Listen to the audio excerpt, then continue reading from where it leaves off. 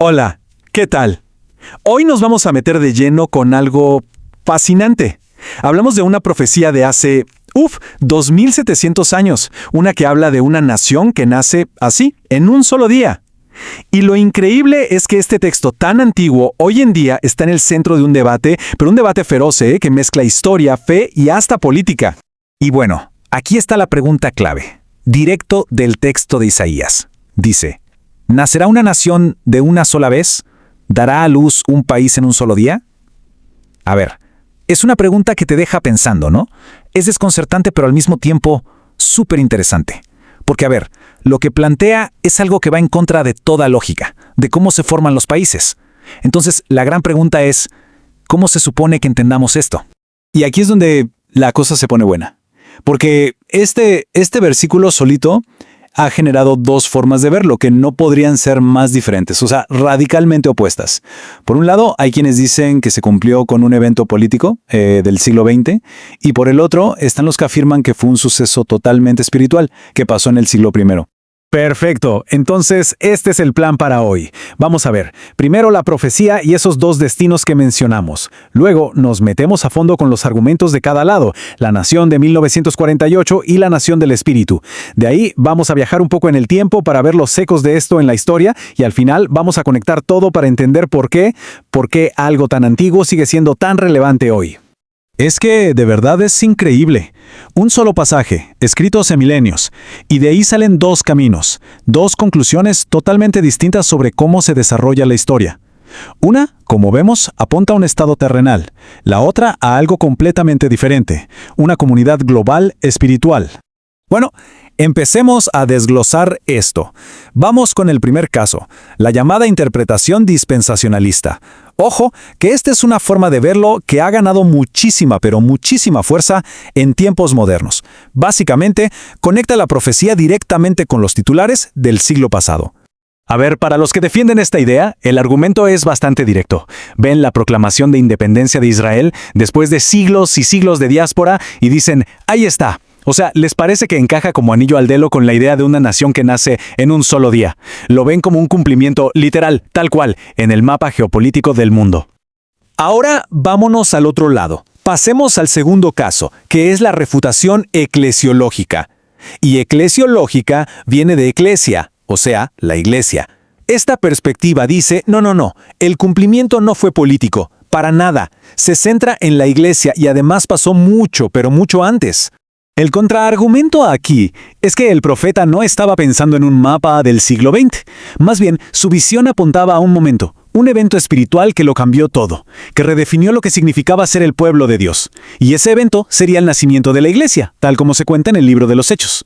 Y miren esto, porque aquí se pone muy interesante. Lo que vemos es una comparación directa, punto por punto, entre la profecía y lo que pasó en Pentecostés. Hablemos de la velocidad. En un solo día, pues 3000 personas se convirtieron después de un solo sermón. El origen dice antes de que le vinieran dolores, o sea, sin un largo proceso político humano, sino como un acto del Espíritu Santo. Y la naturaleza, nacida de una sola vez, pues la iglesia surgió de repente, ya formada, funcional. Para esta interpretación, estas son las evidencias clave. Pero hay más. El argumento se hace todavía más fuerte cuando vemos cómo el Nuevo Testamento, toma prestado el lenguaje que antes se usaba solo para la nación de Israel.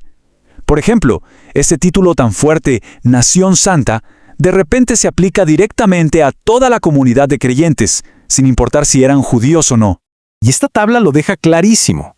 Se ve cómo títulos que eran exclusivos de Israel en el Antiguo Testamento, pueblo escogido, nación santa, incluso Israel de Dios, luego son usados por los escritores del Nuevo Testamento para describir a la iglesia. La idea central aquí es que ellos entendían a la iglesia como el verdadero cumplimiento espiritual de lo que Israel siempre debió ser. Y esto es súper importante, que nadie piense que esta idea de la iglesia es algo nuevo, una reacción moderna a la creación de Israel en el 48. Para nada. De hecho, esta interpretación tiene unas raíces, profundísimas en la historia del pensamiento cristiano. Solo miren esta línea de tiempo. Nos vamos hasta el año 426, con San Agustín, que ya hablaba de la iglesia como la verdadera nación espiritual, la ciudad de Dios. Luego saltamos a 1559, y ahí está Juan Calvino, que interpretaba a Isaías como algo que se cumple en la Iglesia Universal. Y ya en 1706, Matthew Henry, en su famoso comentario, conecta directamente Isaías 66 con el nacimiento de la iglesia en Pentecostés.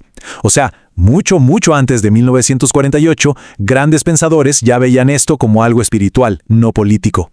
Entonces, la pregunta del millón es, ¿cómo es posible? ¿Cómo es que se puede leer el mismo versículo y llegar a dos conclusiones pero tan diferentes?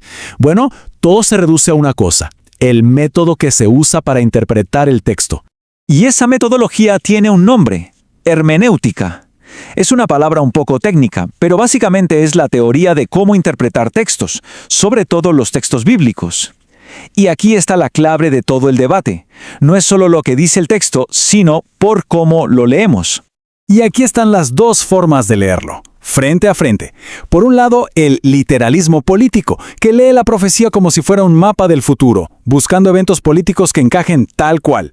Por el otro, está la tipología redentora histórica, un nombre largo, sí, pero la idea es que ve el Antiguo Testamento como una sombra o una figura que apunta a su realidad final y espiritual en Cristo y la Iglesia. Ahora, según el material que analiza esta postura espiritual, el enfoque literalista tiene algunos problemas. Primero, se argumenta que no toma en cuenta que la profecía usa un lenguaje poético, metafórico. Segundo, que identifica un estado moderno y secular con una profecía que habla de una nación santa. Y tercero, un punto más teológico, que termina creando como dos pueblos de Dios separados, por un lado Israel y por otro la Iglesia. Y bueno, es aquí donde toda esta discusión teológica, que parece tan abstracta, aterriza de golpe en nuestro mundo. Porque este debate tiene consecuencias muy reales, muy directas, en la geopolítica de hoy y en las alianzas entre países. La advertencia que plantea el material que estamos analizando es la del peligro de politizar la profecía. La idea es que si ciertas creencias teológicas, como el llamado sionismo cristiano, se basan en esta interpretación literal, pueden llegar a influir en la política exterior. ¿Por qué? Porque podrían llevar a apoyar las políticas de un Estado específico, atando la fe a una agenda nacional y, según esta visión, desviando la atención de una misión más global. Y esto nos lleva al punto central que argumenta esta perspectiva. Al final del día, la idea es que hay un solo pueblo de Dios, un pueblo que está unificado en Cristo y cuya ciudadanía principal, por así decirlo, no es de este mundo, no pertenece a ningún reino terrenal. Así que, para cerrar, nos quedamos con esta pregunta, que en el fondo resume toda la tensión del debate. Cuando la profecía y la política se cruzan, ¿qué es lo que de verdad define la identidad de un pueblo? ¿Es la geografía?